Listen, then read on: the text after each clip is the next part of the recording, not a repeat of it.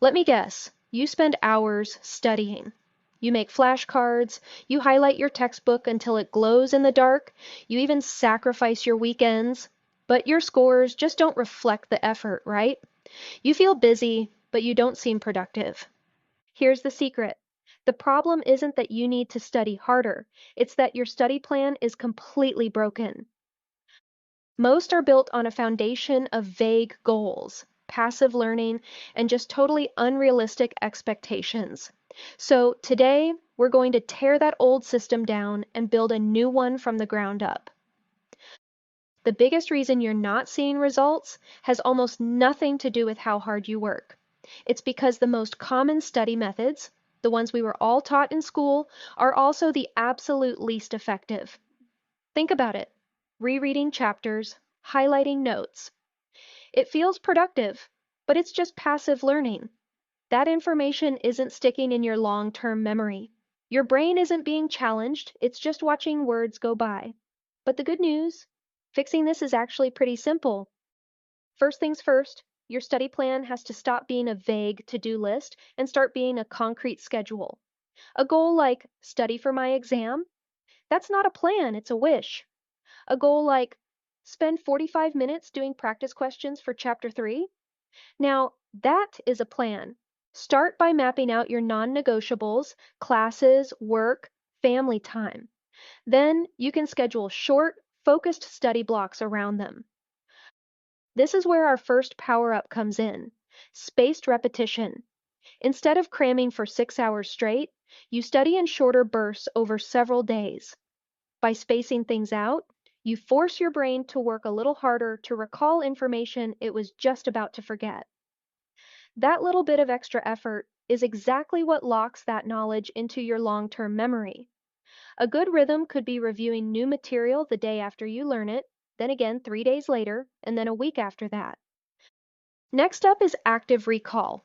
This is the exact opposite of just passively rereading your notes.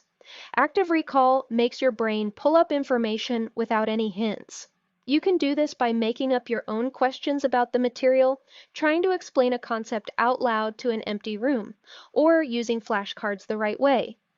And by that, I mean don't just flip the card over, force yourself to say or write down the answer first, then check. Yeah, it's harder, and it might feel slower, but it is dramatically more effective. And finally, this might sound counterintuitive, your plan absolutely must include breaks. We've all been told that we need to grind for hours, but studying for long stretches without rest just burns you out. It actually kills your focus and slows you down.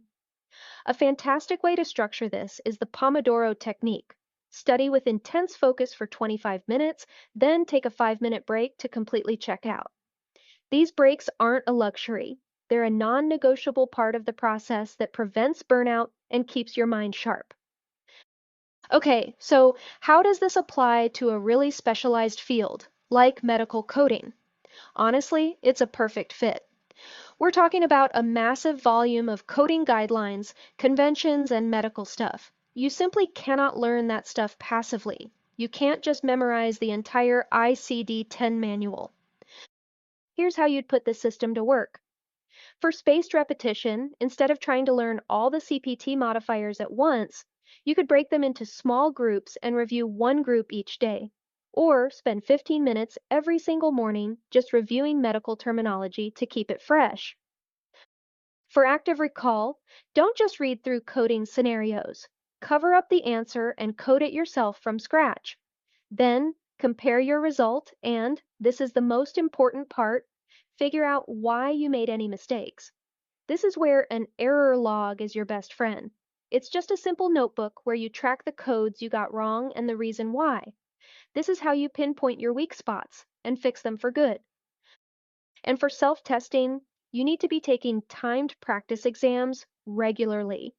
This does more than just simulate the pressure of the real certification exam. It's a powerful active recall session that builds both your speed and your confidence. You're not just studying the material, you're practicing the actual skill of finding and applying codes under pressure. Look, building a system like this takes a little bit of effort up front. but it's the difference between feeling completely overwhelmed and feeling totally in control. If this approach clicks with you and you want more strategies on how to learn smarter, not harder, then make sure you hit that subscribe button and turn on the notifications. The best study plan isn't some rigid, color-coded calendar you downloaded online. It's a flexible, personal system that you can tweak every single week to improve. It's built on a few proven ideas. Study in focused sprints, space out your sessions, actively test your knowledge, and actually take breaks. Stop blaming yourself for a lack of discipline when the real problem has been your strategy all along. Fix the system, and you'll find that learning becomes what it's supposed to be: easier, more effective, and a whole lot less stressful.